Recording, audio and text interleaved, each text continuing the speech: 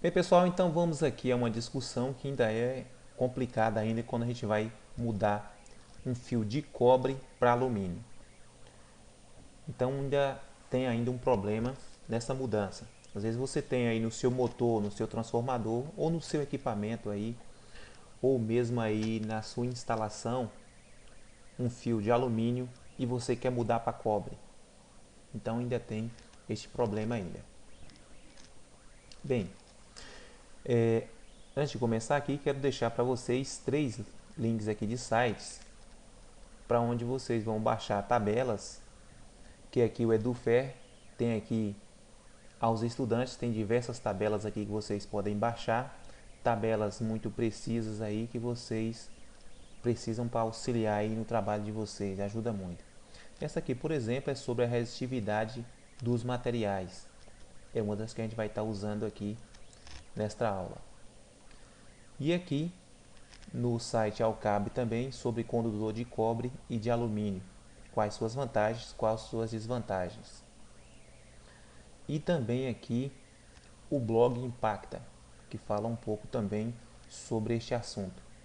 Então esse será o complemento aí da aula de vocês. Vocês podem entrar nestes sites aí e acabar de tirar as dúvidas de vocês. Então aqui no site, aqui, quando vocês forem baixar uma tabela, basta clicar aqui com o direito e clicar em imprimir. Aí escolhe a opção salvar em PDF. Vocês vai alterar aqui, porque lá não tem a opção baixar a tabela. Você vai escolher a opção salvar em PDF para vocês guardar a tabela. Ela só não vai ter o fundo lá, mas vai ficar normal. Vai ficar desse modo aqui, ó. Pronto, vai ficar desse modo aí para você estar consultando. Então vamos aqui a uma comparação em metros por quilo e ver aqui qual a escolha que a gente faria. Uma suposição aqui, o AWG7 de cobre ou de alumínio. Então o AWG7 aqui na tabela é um fio que corresponde a uma corrente de 30 amperes. Isso esse fio para lugar fechado. Para um lugar aberto aí, em linha aberta, aí onde ele vai ter uma dissipação melhor, pode pôr nesse fio aí até 50 amperes. O AWG7 tem 94 kg por Então, quilômetro. 94 kg de cobre, o cobre tem essa média aí de R$ 45,00 o quilo, ia dar essa média aí de R$ 4.230. Essa mesma extensão de fio aí tem 1,70 ohms. A resistência aqui é bem baixa. Este mesmo tamanho aí de fio, 1 km de fio, suponha que você fosse colocar numa instalação aí de uma fazenda, uma chácara, o que fosse, se escolhesse alumínio, ia pesar apenas 28 quilos. Que de alumínio está nessa média de R$ 30,00 o quilo. Você ia pagar R$ 840,00.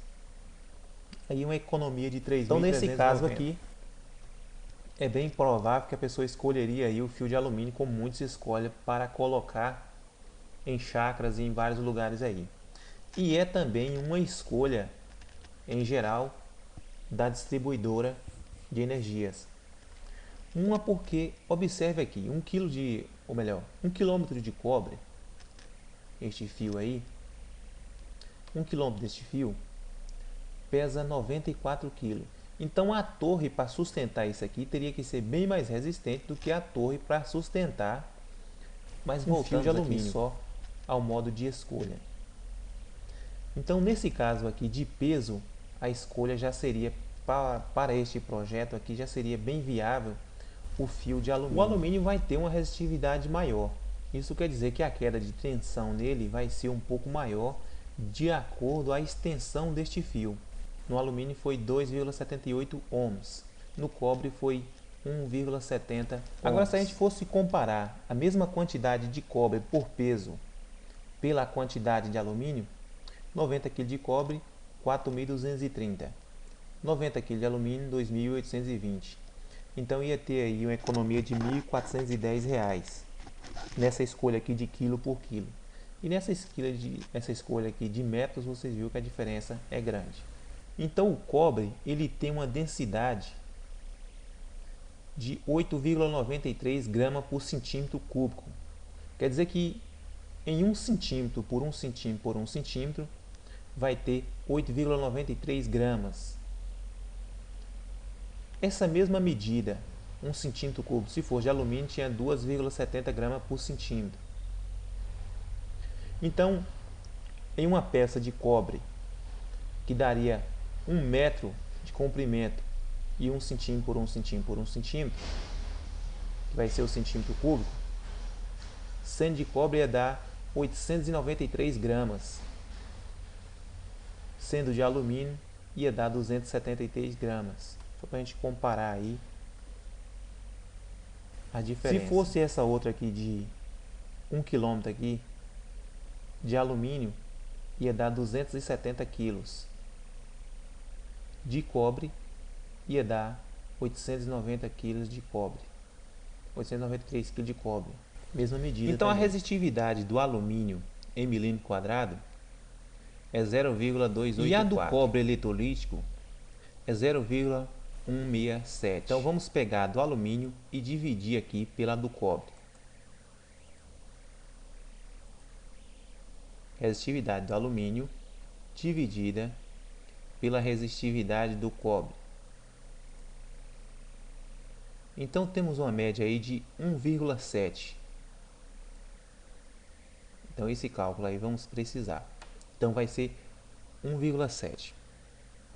Então vamos aqui agora a um exemplo prático. Então temos um motor aqui que é enrolado, por exemplo, aqui com fio de alumínio. Vou dar um exemplo aqui, um motor de tanquinho. Suponha que esse motor tenha um fio AWG24. Então esse motor é bobinado aí com AWG24, 60 espiras na bobina menor e 120 nas maiores, em fio de alumínio. E você quer passar para fio de cobre. Então que cálculo você vai ter que fazer aqui? Então vamos observar aqui. Se a gente usar o fio de cobre, vamos ver aqui. Então o fio de cobre, o fio 24, tem 85 ohms por quilômetro. Então ele tem essa média aí de 85 ohms por quilômetro. Então o cobre tem 85 ohms por quilômetro. E se esse fio fosse de alumínio? Se esse fio fosse de alumínio, seria essa média de 1,7 vezes maior. 85 ohms vezes 1,7. Íamos ter aí 144 ohms. Então de alumínio teríamos aí 144 ohms. Agora vamos a uma conta básica aqui. Supondo que esse motor fosse trabalhar em 220 volts, não vamos considerar aqui ainda a indutância, porque ele é um motor indutivo e vai estar passando a corrente aí por uma bobina que vai ter aí a sua indutância, também escrita em ohms, que falei em um outro vídeo aí. E essa indutância é que vai barrar essa corrente de passar diretamente aí como se tivesse um motor em curto. Mas vamos aqui só a questão da resistividade do material. Além dessa resistividade, tem também então ele vai funcionar num sistema mais ou menos desse modo aqui, L de indutância e R da resistência, ou XR, que vai ser o fator da indutância mais Suponha que esse motor tivesse 1 km de fio. Suponha que esse motor tivesse 1 km de fio. Daqui a pouco a gente vai calcular quanto é que esse motor ia pegar de fio. Mas vamos aqui. Supondo que ele tivesse 1 km de fio e esse fio fosse o AWG24 com 85 ohms. Então 220 dividido por 85, que é a resistência, vamos obter aqui a corrente. Então dividimos a tensão pela resistência e vamos obter a corrente. Então aqui estaremos entrando na lei de Ohm, que é... Então vamos usar a fórmula da lei de Ohm aqui, considerando só que fosse um sistema resistivo. Então temos E, a tensão em volts, dividida por R, a resistência em ohms do pacote, que é igual a I. I vai ser a corrente em amperes. Então se a gente pegar 220 volts dividido por 85 ohms, vai passar uma corrente de 2,5 amperes para o cobre. Se pegasse aí 220 volts dividido por 144 ohms, ia passar uma corrente de 1,5 para o fio de alumínio, porque a resistividade é maior. Isso considerando que o motor pegasse 1 km de fio, e seria aí o total dele. Mas há ainda aí o capacitor, há ainda aí a questão da resistência. Então, esse sistema do motor, ele vai funcionar com um sistema LRC, que vai ser o total aqui, ó, mais ou menos isso aqui. Então, vai ser isso aqui, XRC. X, o valor em ohms da indutância, R, da resistência do material e C, do capacitor. Esse vai ser o circuito completo do motor. Mas vamos voltar aqui. Então, o fio 24, olha a corrente de trabalho dele aqui. Então, é um fio que tem uma corrente de 0,58, quer dizer 580 miliamperes. Essa é a corrente de trabalho. Quer dizer, não que esta é a corrente máxima de trabalho dele, mas é a corrente de trabalho estipulada que ele não venha aquecer. Ele pode trabalhar em condições aí de 50%, com o dobro dessa corrente. Pode trabalhar em condições em correntes maiores, com um tempo de uso menor. Mas vamos aqui. E agora, para a gente substituir este fio aqui, qual seria aí o fio?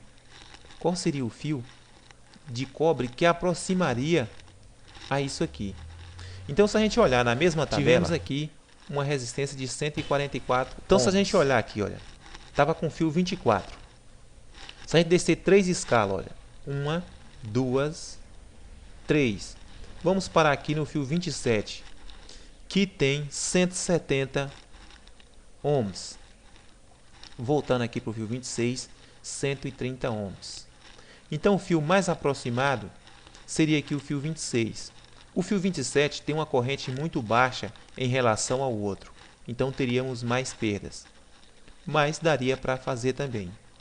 Mas uma questão seguinte, qual a quantidade de fio que a gente teria que colocar lá para poder compensar? É outra questão, qual é essa quantidade de fio? Porque lá temos 120 espiras, temos 120 espiras de fio. 60 e 120 espiras. Então, temos que saber o espaço que essas espiras ocupam, essas 120 espiras, o espaço que ela ocupa, para a gente poder fazer essa transferência de cobre para alumínio. Porque para pôr de cobre, vamos ter que colocar mais espiras também para compensar essa perda que a gente vai ter de corrente. Como vamos ter uma perda de corrente no fio, vamos perder também torque desse motor. Então, para compensar isso aí, vamos ter que procurar a mesma quantidade, preencher esse mesmo espaço com cobre. Então, vamos ver aí como seria feito esse pacote aqui. Bem, pessoal, então se vocês gostaram da aula aqui, vem aqui e deixa o joinha de vocês. Querem se inscrever no canal, tem aqui a área de inscrição do canal. Tem a área aqui de compartilhar o vídeo. E muito obrigado a vocês e até a próxima.